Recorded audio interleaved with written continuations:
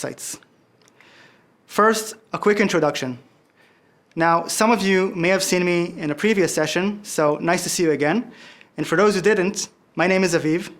I'm a director of proxy and scraping products at Bright Data. Me and my team are the pretty faces behind our proxy networks and our scraping products. With me is Ilya Kolker, post-sales specialist. Now, me and Ilya have been working together for many years, building and shipping products, solving customer issues, and hopefully we can share some of our insights with you today. So you've probably seen this slide before if you've been to previous sessions, and we just want to frame the main flow of events when collecting data. Basically, exploring and finding the data sources, going through a proxy network, and unblocking the different unblocking challenges in the way, getting the raw HTML, processing it, storing it, and finally utilizing it. And at the same time, we have constant monitoring of performance. We have different compliance regulations to adhere, and we have scrape ops that need to tick and make sure that they work properly. Probably a good example would be e-commerce company. It's a very classic use case. They need to scrape product information like prices, descriptions, shipping fees, shipping times, and so on. So they'll do some exploration process, find the URLs they need, scrape them using proxies, handle any unblocking challenges on the way, parse the data from raw HTML to JSON, for example, maybe enrich the data and validate it, and finally send it to their servers to automatically reprice their products. Just to give us some context, let's have a quick look and review the evolution of antibot technologies. What we have here is a timeline, and also we can see a graph going up showing the amount of data going through the internet. The first generation of antibot techniques is the old and simple first generation CAPTCHA. This is from the early 2000s, pretty much the time where I used to start downloading a song, go to school, and by the time I came back, it was about halfway downloaded, and probably it was the wrong song. Just about the same time, we had the first generation of CAPTCHA, showing distorted text, which you had to type in, and if you did it good enough, you're probably a human, and you can go to the web page. The second generation, at around 2012, already involves a more sophisticated CAPTCHA. You need to check a checkbox with the famous I'm not a robot, but here it's a bit more advanced and sophisticated than the first generation because the CAPTCHA checks all kinds of inputs coming from the user to make sure he's not a robot. The third generation at around 2018 is already a big leap from the previous two generations. It's the invisible reCAPTCHA.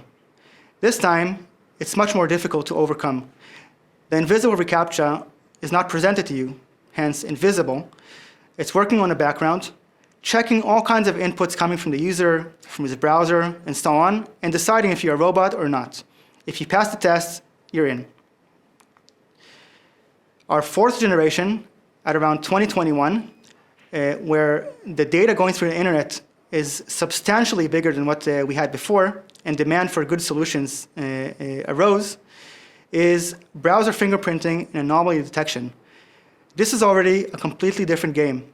The websites check many inputs coming from the browser, from the user, his IP type, the behavior, like mouse movements and things of that sort, to make sure it's normal, seemingly like a human. Different inputs from the browser, like its operating system, user agent, screen size, and many things. And jumping to today, we have the rise of AI-based bot detection, basically doing similar things to the fourth generation, but using AI to automatically adjust the weights of the different parts and detect anomalies. So the game is stepping up, and it's becoming increasingly difficult to scrape publicly available information. I want to quickly recap on the main types of challenges we have when scraping. So we talked about CAPTCHAs and reCAPTCHAs, and we talked about browser fingerprints. We also have behavior analysis. So human users behave in certain ways moving the mouse, the speed of their typing, and all kinds of things of that sort. And that's also checked. We have rate limiting, websites limiting the amount of requests per user, and we'll dig into that a bit later. We have anomaly detection, false information, which is a very challenging one because the sites, rather than blocking you, will send you information which is not correct or incomplete, and you as a user probably won't even be aware that you were blocked. And we have geo-specific content. Okay, so let's dive a bit deeper. We'll start with the basic IP blocks or basic types of blocks like IP bans and rate limits, starting with IP bans. So basically, when a website detects unusual activity coming from an IP, it might decide to block that IP. Now, if the user or the scraper doesn't stop there and keeps using the same IP, there is a risk for the website to block an entire subnet. So then from having one IP blocked, you can move to having tens of IPs, hundreds, or even thousands of IPs blocked. So this is very important. Then we have rate limiting, which is a very basic mechanism used by websites to avoid abuse and making sure the site doesn't crash. But rate limiting, the website sets some limit, so any given IP representing a user can only access or make queries up to a given number of requests per some predefined time frame. For example, you can't make more than 100 requests per minute. If you do, you're blocked. Finally, we have geo-restrictions or maybe geo-oriented data. Basically, some sites show different data for users coming from different locations. In that case, you want to make sure you're coming from the right location to see what a real user from that location would see. Alternatively, there's also the option that some services are completely blocked for some areas in the world and open for others. Here again, you need to make sure you're coming from the right IP in order to be exposed to the data that you need. Now, when it comes to best practices with the basic blocks, we've listed 4. You have the rotation and retries, basically making sure you manage your proxies. Don't use the same IP too much. Try to understand where's the rate limits, what's the cooling time. Don't overuse your IPs so that they're not blocked. And if you fail, use retries. That's a great way to increase your success rate easily. The second one is waterfalling proxies. Super valuable best practice used a lot by our customers. Basically saying, start off by using the simpler, cheaper proxies like data center, and if you fail, automatically waterfall to more advanced and more expensive proxies like the residential proxies. And this helps you make sure you optimize your resources and you know how to escalate to get the data that you need if the initial step didn't work. We have cooling time, which relates to the rate limiting, making sure that you let the IPs cool down, find out the limits per site, let the IPs cool down, make sure they're not blocked. It could be 1 request per hour. If the site is very sensitive, it could be much more than that. And finally, make sure you're using the right location. Different proxy networks have different availability of locations. Obviously, the residential network has the most, so you need to make sure you're using the right network. Now, Bright Data's answer to these needs is the Proxy Manager, a platform we developed after seeing many types of feedback from our customers and seeing repetitive needs that customers have, and also seeing that many customers are building the same features. So we decided to ship this platform several years ago. It has all of the main features built in. You can manage locations, retries, cooling time, and many more features. What you can see here in the screenshot is a trigger action type of a rule system. You can define triggers, and once the triggers are met, some action will happen. In the case of the screenshot, the trigger is some type of status code starting with 4 or 5. If the trigger is met, our system will automatically retry the requests 3 more times. Okay, moving forward to more advanced types of blocks, CAPTCHAs and antibot measures. First, we have CAPTCHAs. We talked about them pretty extensively at the beginning of our presentation. But they're a big challenge for our customers. Some of them need to use external services to solve them. Others use in-house solution or a mix. We have the user and browser fingerprinting, basically mimicking a real user in a real browser, including all the little inputs sent from a browser to the website, like screen size, mouse movement, typing, audio, operating system, and many, many more. All these creating a unique fingerprint for the simulated browser. And the website hopefully will let you in thinking you are a real user. And finally, we have behavior analysis. Many websites today don't only look on the different inputs sent from a browser and its specs, but also how does the user behave. If, for example, the mouse moves only in straight lines and very fast, that's probably not a human, and you're probably going to get blocked. If the typing is extremely fast, again, that's a red flag. And on top of all of that, the best way to avoid blocking or to not get CAPTCHAs is not to solve them, but to avoid them to begin with. Many customers put a lot of efforts in solving and bypassing the blocking when it already happened. But sometimes it's easier to put research and development in having a good fingerprint and good user behavior so that you don't get these blocking types to begin with. Okay, now a quick overview of the different types of actions one would need to take in order to bypass the different blocking types. So first we have network and IP management, using the right IPs, the right proxy network, waterfalling, cooling time, and basically managing your proxies.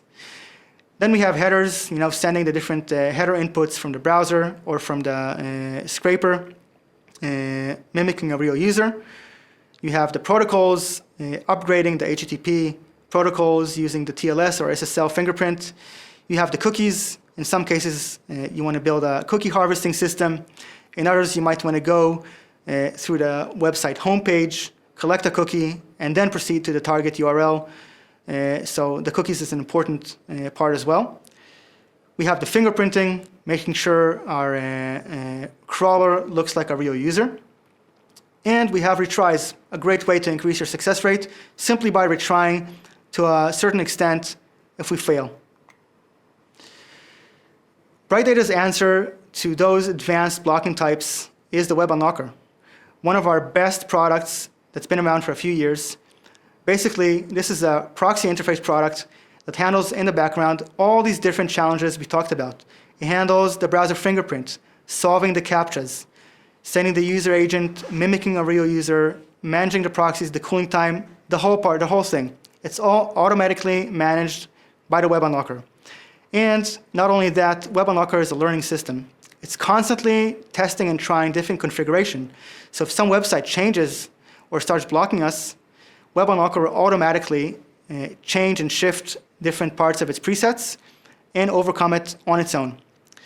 Now, we do sometimes have some new blocking challenge or system that comes into the market, and then what happens is that we'll solve it, we'll apply a solution, and it will apply for all of the websites. Web Unlocker is a generic solution. It means you can go through it for any target site out of the box. It just works like magic. Okay, so we went over the Web Unlocker and all the challenges in theory. Now it's time to actually see the product in work. Ilya is going to do a quick demo and show you how the Web Unlocker works, and hopefully it's clear the value of this product. Ilya, take it from here, please. Thank you, Aviv. Now let's see how blocking and unblocking works in the real world. We'll take two websites, a simple one and a more sophisticated one. We'll use Amazon for a simple example and G2 for a sophisticated example. We'll run both URLs through our data center IPs and the residential IPs. See how they work, and eventually we'll see how they both work when we use the data unlocker tool. So let's start and take the Amazon request through data center and see what we get. We get an immediate CAPTCHA, one of the blocking Aviv was talking about. Now, if we run the same request for residential network,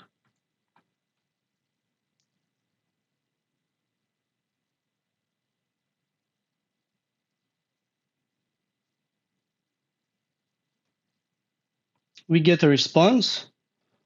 It's a larger one again, but it's not clear. It's not an HTML response, so it's also not that good. Now let's see what we get for a more sophisticated website like G2 when we run them both through our data center and then through a residential. Of course, I'll show a demo in the code how it actually works when we do it from VS Code. So if you run the G2 from the data center IPs, we get an immediate block. Again, we didn't add any headers, we didn't add any fingerprinting, a simple HTTP request through our data center IPs. So we got an immediate block from G2. And if we run the same through our residential network, we get another block as well. So this website is a bit harder. It's also say, please enable cookies. So it means that he's actually expecting a browser. So let's see how we can overcome the residential issue and see how it also works for the data center IPs when we run it through the code. So let's go and start with the data center request. In this case, we can add headers to make sure that we are getting the right response. And let's run it through the same URL.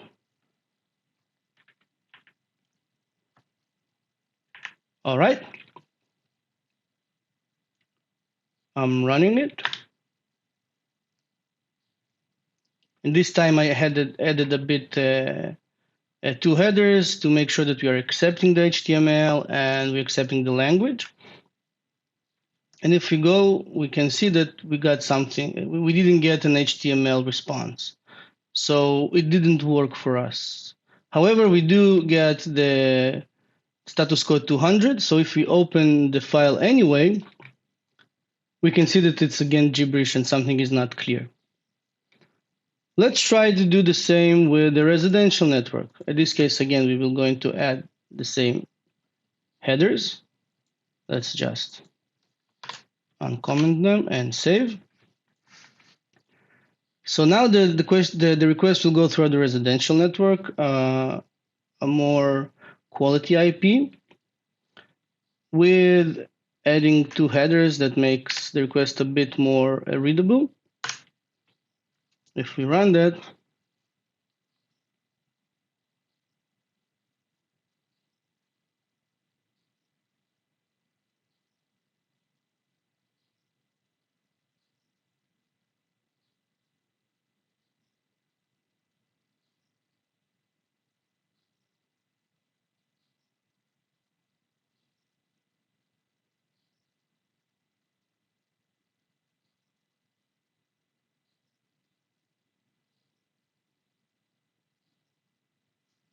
we got another response. You can also notice that I used the country from US this time. And if we go and check the HTML, we see that we got a good response this time. It's a good response. We can see that all the product details are here, and it's a good thing.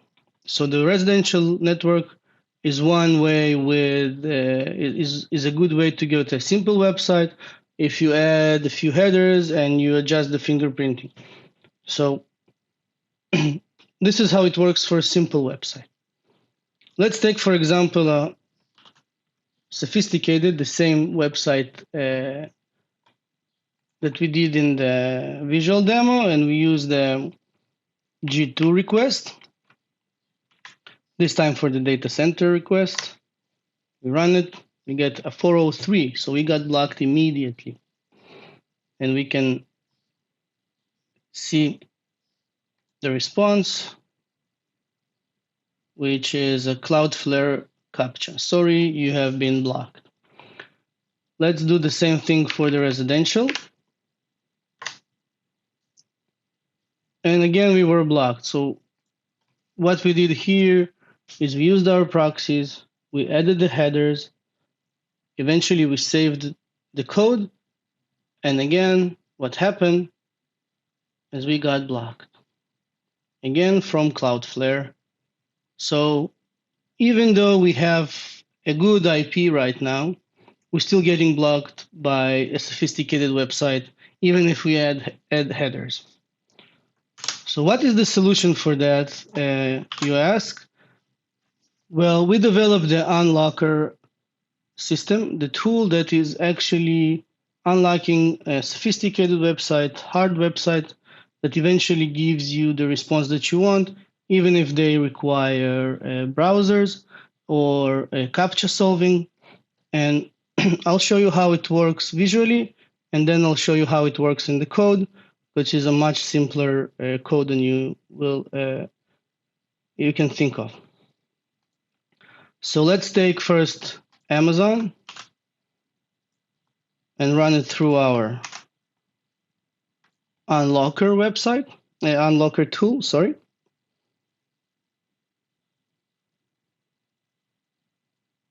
And we get a good, clean response as you would expect. Now we can see, we can take the G2 website, a sophisticated one with Cloudflare antibot mechanism, and run it through our data unlocker. So we saw that the G2 was blocked even with residential and even with good headers.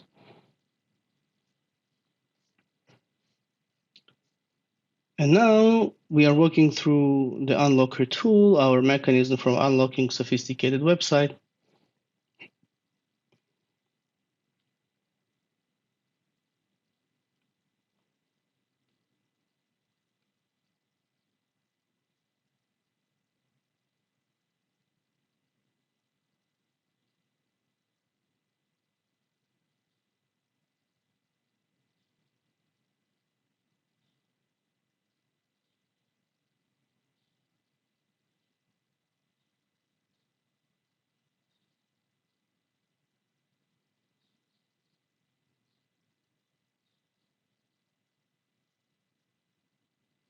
When it comes to data unlocker, what the goal is to get the data, and it comes over speed. We probably need to use a browser. We use a CAPTCHA solving system to get the data that it requires.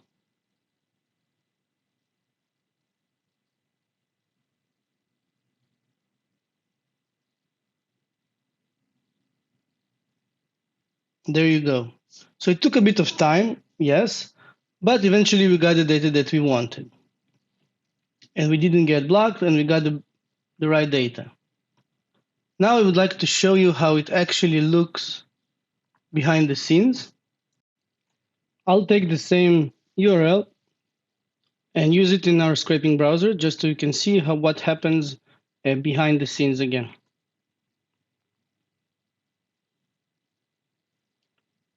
So we open a browser.